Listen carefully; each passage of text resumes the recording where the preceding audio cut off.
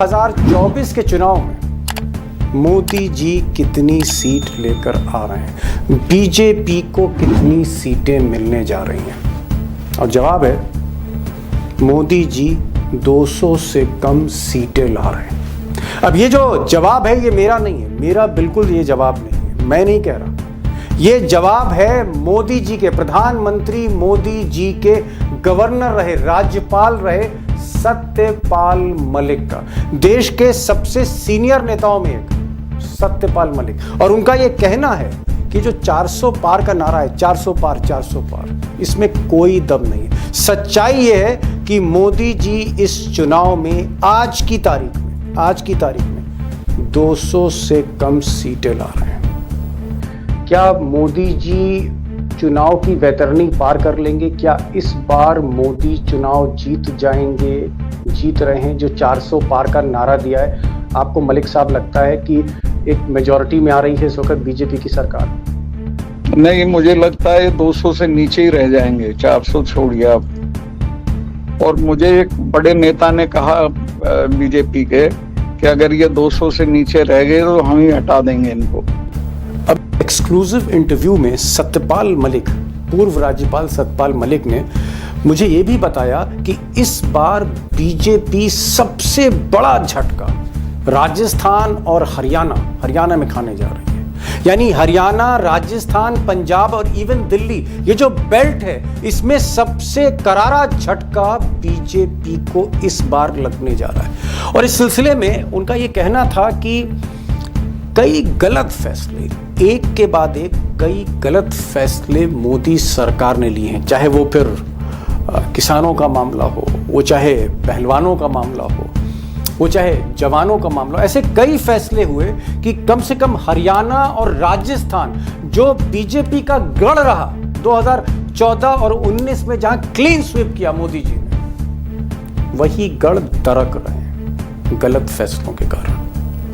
अब दोस्तों, इसमें कोई शक नहीं कि आज के दौर में यूपी, पश्चिम यूपी में सत्यपाल मलिक से बड़ा नाम और कोई नहीं है राजनीति में। सबसे सीनियर मोस्ट नेता है, 77 साल की उम्र है, तकरीबन 50 बरसों का एक बड़ा कैरियर है, राजनीतिक सफ़र है। और पश्चिमी यूपी की जब बात चली और मैंने पूछा कि फेज़ 2 में पश्चिमी यूपी में क्या होने जा रहा है, जयंत चौधरी फैक्टर कितना काम करेगा, तो मलिक साहब ने बड़ी चौंकाने वाली बात कही। उन्होंने कहा कि जयंत चौधरी का बीजेपी में जाना एक ब्लंडर था, एक बिग मिस्टेक थी, क्योंकि जयंत चौधरी के वहाँ जाने से वोट ट्रांसफ़र नहीं हो रहा। किसान नाराज़ हैं बीजेपी से, जाट नाराज़ हैं। उन्होंने ये भी कहा कि हेमा मालिनी को मथुरा से फिर से लड़ाना भी गलत फैसला था और हेमा मालिनी जीतने नहीं जा रही, खेल वहाँ पर फंस गया मथुरा में। और भी कई सीटें हैं फेज़ 2 में, 1-2 सीट छोड़ दें, उनका इशारा नोएडा की तरफ था, गौतम बुद्ध नगर या गाज़ियाबाद की तरफ। बाकी जो सीटें हैं, चाहे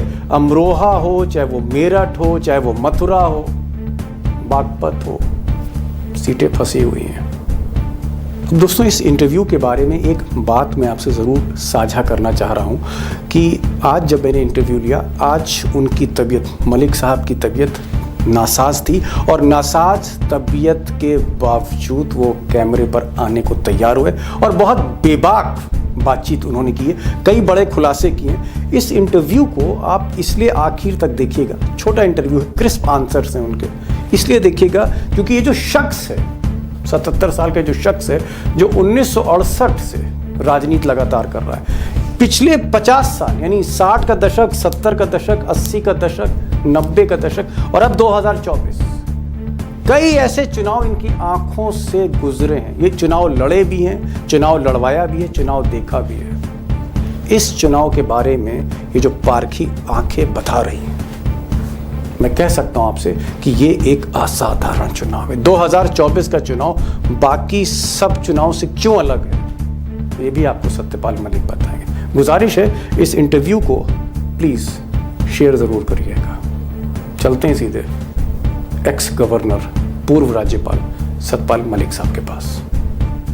मलिक साहब, आप पिछले 50 बरसों से जो चुनाव हो रहे हैं, आप बड़ी आप कह सकता हूं कि पश्चिमी उत्तर प्रदेश के इस बेल्ट को देख रहे हो, किसान बेल्ट को देख रहे हो, जाट बेल्ट को देख रहे हो। 50 साल से ये जो चुनाव हो रहा है, उत्तर प्रदेश का। ऐसा लोग कहते हैं कि जयंत चौधरी जो हैं वो मोदी जी के साथ जब से गए हैं, जाट एक बहुत बड़ी मेजॉरिटी में, एक मेजर चंग मोदी जी के साथ जा रहा है। जो किसान नाराज था वो भी जो है पश्चिमी उत्तर प्रदेश में बीजेपी के साथ जा रहा है। तो क्या जयंत चौधरी एक फायदे का सौदा साबित हो गए मोदी जी के लिए?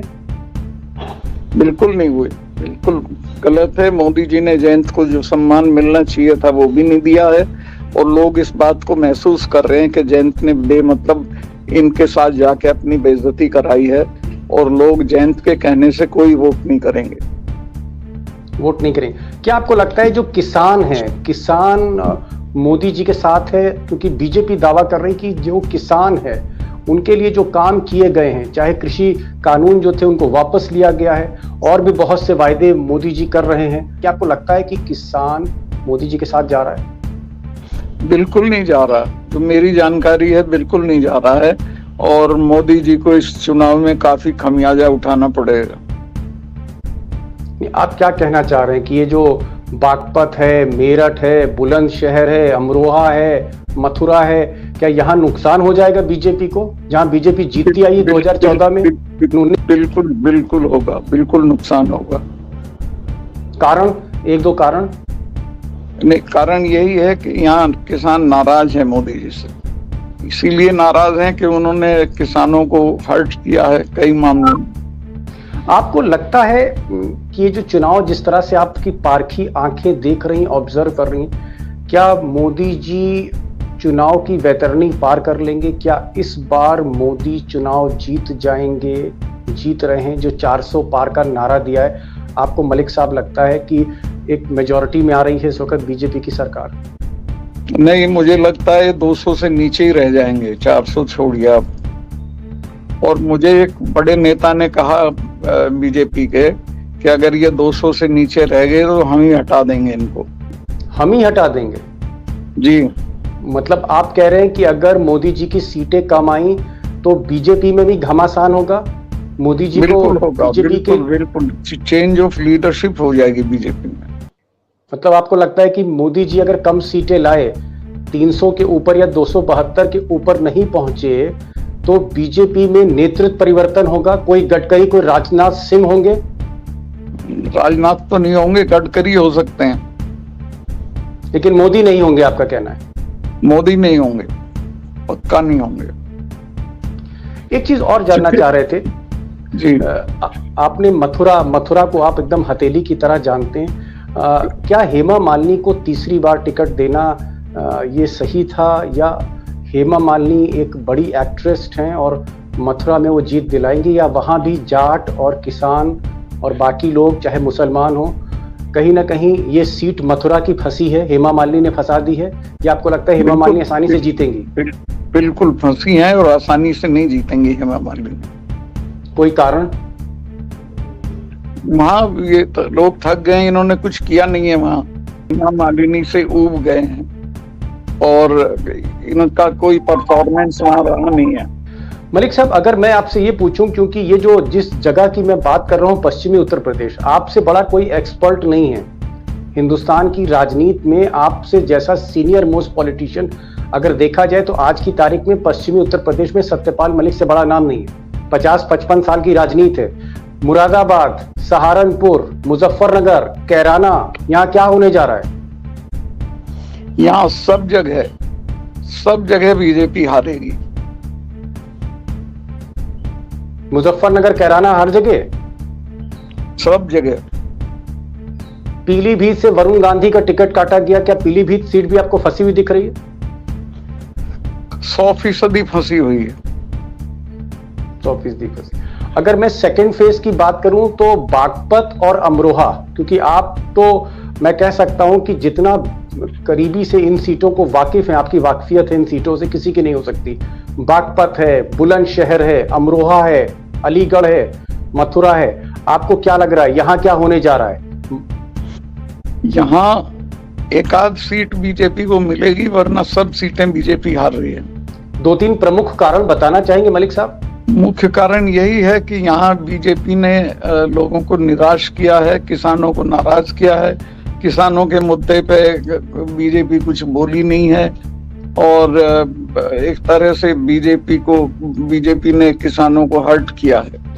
एक चीज मलिक साहब और आपसे पूछना चाह रहे थे, अगर मैं पिछली रैलियां देखूं मोदी जी का जो भाषण देखें एक प्रधानमंत्री के तौर पे, वो कहते हैं कि कांग्रेस का मैनिफेस्टो मुस्लिम लीग का मैनिफेस्टो है। वो कहते हैं कि कांग्रेस लोगों का सोना लूट के मुसलमानों को दे देगी। हिंदू मुस्लिम ये जो मोदी जी कर रहे हैं, इसके पीछे आपको क्या स्ट्रैटेजी लगती है? इसके पीछे आपको क्या उनका माइंडसेट लगता है? हर चुनाव में वो यही करते हैं, हिंदू मुस्लिम करते हैं और इसी से उनको वोट मिलता भी है। लेकिन ये इस बार चलेगा नहीं उनका। जी, आपको क्या लग रहा है 4 जून को क्या होने वाला है?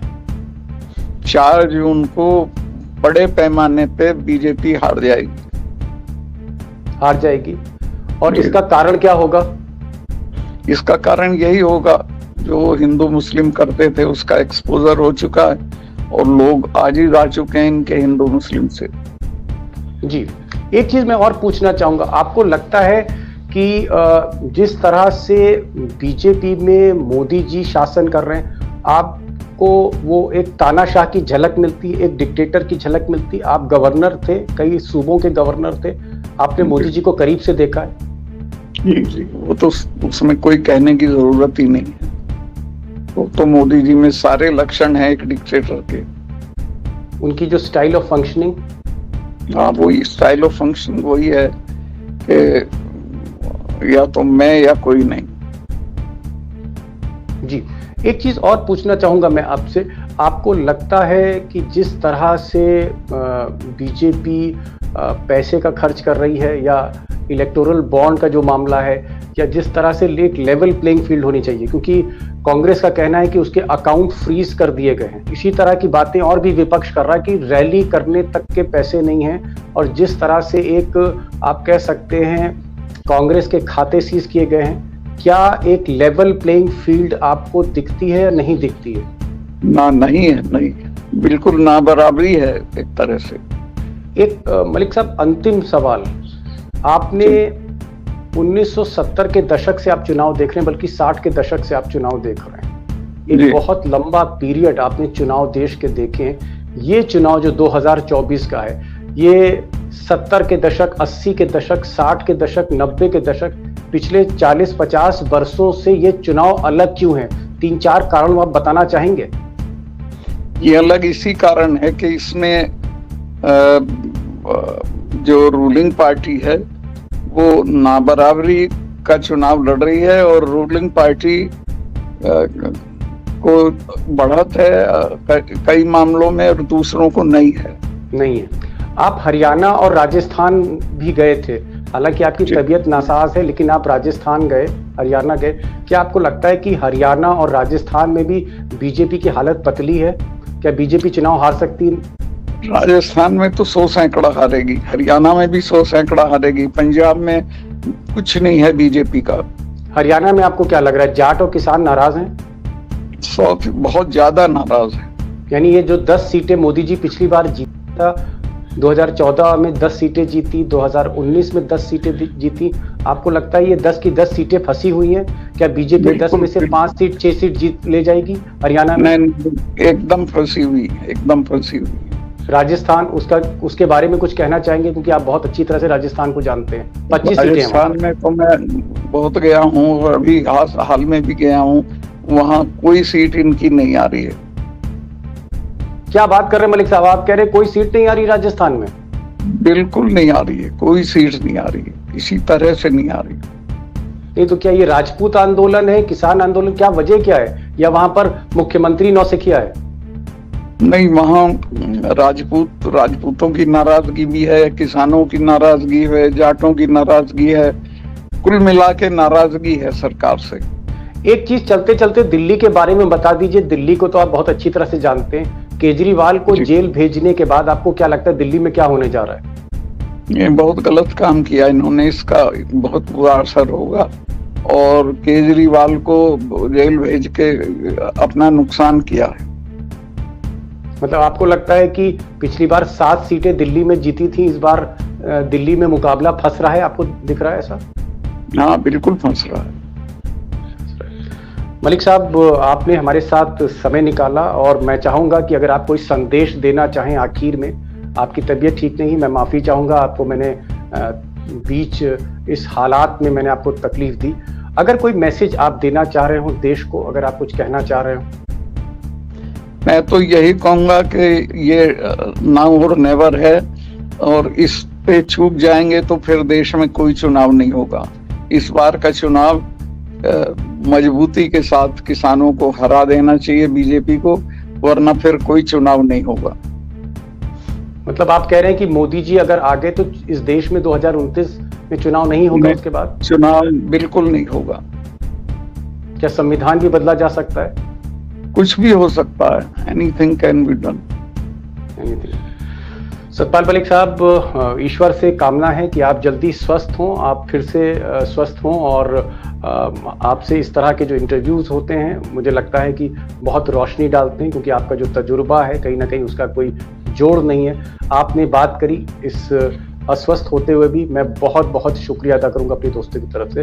Thank you so much sir for joining this programme.